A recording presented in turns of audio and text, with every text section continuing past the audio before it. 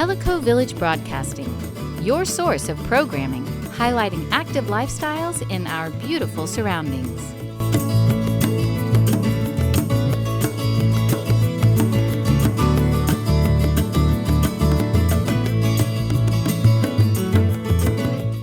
Hi everyone, welcome to the July Tellico Village Golf Talk Show.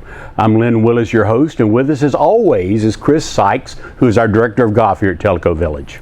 The first thing we'd like to go over with you is basic operation information that Chris has to tell us and updates concerning the golf and the golf courses. Thank you, Lynn. We've been killing it in golf. June was a record month. We've got a little bit of a captive audience because of the COVID-19, and the team continues to just knock it out of the park, goes above and beyond.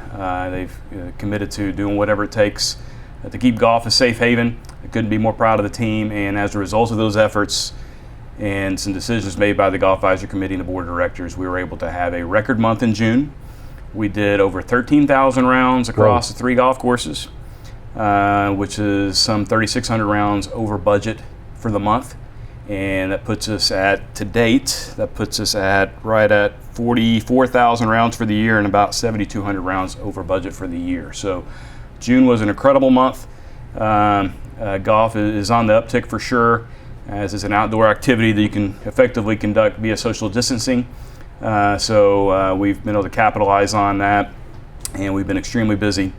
In addition to that, on the retail front, which is newly brought in-house and all the proceeds go back to the POA yourself and your neighbors, we had a record month as well where we did $51,000 in merchandise sales. That's really good. That's really good. Incredible. I've been here a long time and I've been involved with golf, and those numbers are really outstanding. So congratulations to you. Kudos to the team. Yeah, to everybody. And the players. And the residents. No question about it. Team effort. What about the condition? I sit every day out by number 1 at Kahiti in my house, and we did that bunker there in the front, and now it's grassed over and it's turning out real good. So overall, course conditions. The courses are at an all-time high. The best condition they've ever been in. I've been here some 10 years now, and they're hands down the best condition they've ever been in. Especially this time of year as we're moving into the stress period for our putting services. So we came through the winter season virtually unblemished. Had a little spring depth in spots in some places, but it's all mended in, healed in. We had no real winter injury otherwise. So Bermuda grasses were slow to get going in May. It was a little cool in May, but now they're taking off like gangbusters, so everything's growing in beautifully. Our putting services have been just incredible.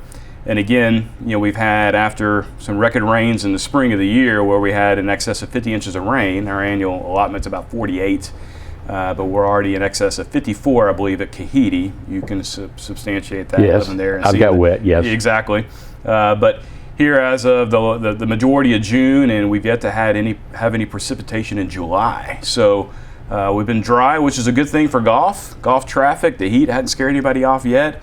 And it's a great thing for Turfgrass Manager because when we're in control, we can provide the absolute best conditions. So we haven't really had any issues with our putting services to date. So this is the deepest in the season we've ever gone without having any real issues with our putting services. So we're inching closer to the finish line, which is a welcome sight. You're right. This is a time of the year that with the greens. Mm-hmm. I can say recently I've played Kahiti and Tanasi, and again the greens were really nice. No question about it. You mentioned a lot of numbers. Do you like to keep up with numbers and things? We have a lot of data and data points, and I rely on the team to you give me that data, and we track it on a daily basis, whether it's just something related to the weather and how that affects our agronomic practices.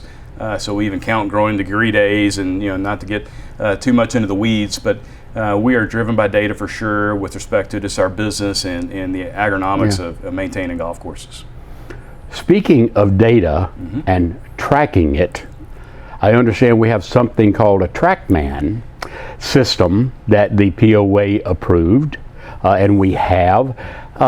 I saw a demonstration of it about 2 weeks ago over at the Tokwa driving range.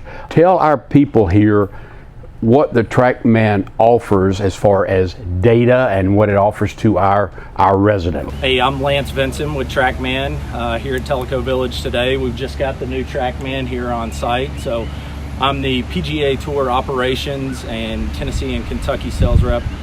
7 years with the company, also teacher, fitter for 3 years using Trackman in the beginning days of it. So spent a lot of time with tour players as well as at clubs and fitters and teachers. So it's a very exciting day. I mean, we're breaking out the Trackman for the first time here today. So what we're going to kind of go into is some of the teaching aspect, the fitting aspect, performance side, training, junior golf, simulator, all the aspects that Trackman can bring to Telco Village and everybody that's going to come and take advantage.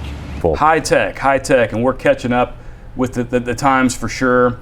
It's exciting. It's going to be have a huge impact on the overall golf experience here in Telco Village. So it's going to open up a new arena to us where we can better facilitate custom fittings.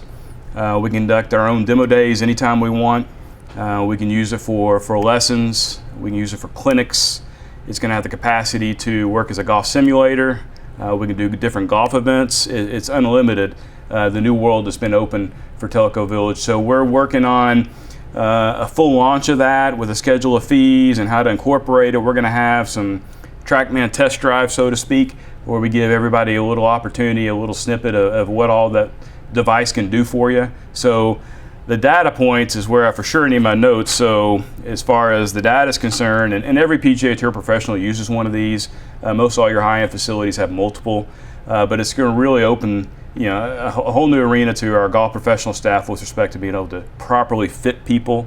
It's no more guesswork. We can get you dialed in and the best equipment for you individually, but it's smash factor. Club head speed, we got that, spin rate, dynamic loft, launch angle, attack angle, carry, club path, ball speed, face angle. So all that stuff enables our golf professional staff to dial you in to the best possible equipment and setup for your personal swing, and also it's going to be a vehicle for us to be more efficient with our lessons and clinics and so on and so forth. So like exciting. At the demonstration, what he was talking about, the gentleman from Trackman, what was his name? Lance Vinson. Lance Vinson. Mm-hmm. He covers, I think, Kentucky and Tennessee. And he travels with the PGA Tour, and an added element that we're going to be able to bring on a small capacity, and we had set up the pavilion that day, and we're working on some tools so we can have even a better setup. We're going to have the ability to have golf simulation. We'll have simulator nights. As we move into the cooler months and inclement weather, we'll be able to just have wide open simulator access there at the pavilion, so we can set it up, and it can be somewhat portable in nature. So the Trackman is literally the size of a laptop computer, and it's mobile, so we can take it anywhere we need to and reposition it and get it set up real quickly. And it's just super exciting and something we've been needing for a long time, and we're excited to roll it out and have that impact on our golfers. A couple of things as far as lessons, using it during lessons. If you've had lessons, and most of us have, the pro watches and tries to come up with you're slicing every shot. Okay, well, what do we need to move the stance? Do we need to move the ball up or back, whatever? This gives data that allows the pro to be much more specific on what he or she can recommend that you do to correct that problem. So it's amazing, but I'm sure Chris and his people will get out more information as far as when and how and so on and so forth. We're working on finalizing a schedule of fees, and again, we're going to roll it out on a test basis, just get everybody a little exposure. Speaking about golf in general and the Trackman, we were able to put it to use for the junior camp last week, which again, couldn't be more proud of the team that we're able to still facilitate and do so safely. Have still a significant junior camp with 42 kids. 42. Smaller groups. We had more groups. We spread them out. So it was really a comfortable environment and a tremendous success. And they all got to spend some time making use of the Trackman, just giving them some data and playing some games. You can play close to the whole games. All kinds of different games on there. Longest drive. And as far as lessons are concerned, it just takes out the guesswork. We have some skilled teaching professionals, but it's going to enable them to more quickly ascertain what's going on to help you get better results. So the Trackman is here, and you'll get more information about it soon.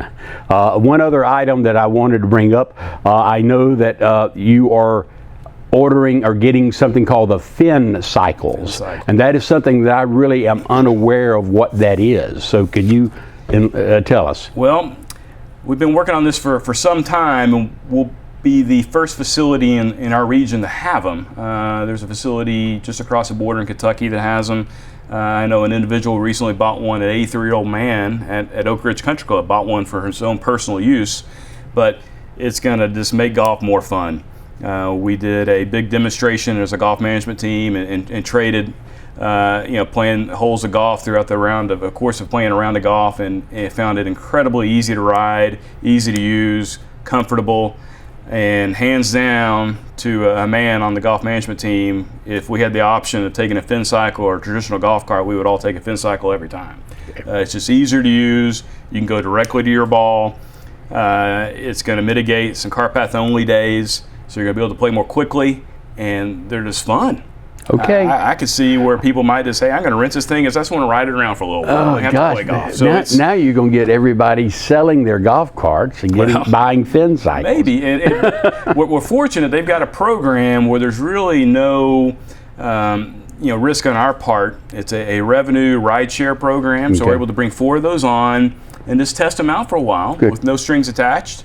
And if things go well like we anticipate, we'll bring on more, and hopefully that'll be a part of our fleet for each of our golf courses long term. But where we're going to launch them is at Kahidi.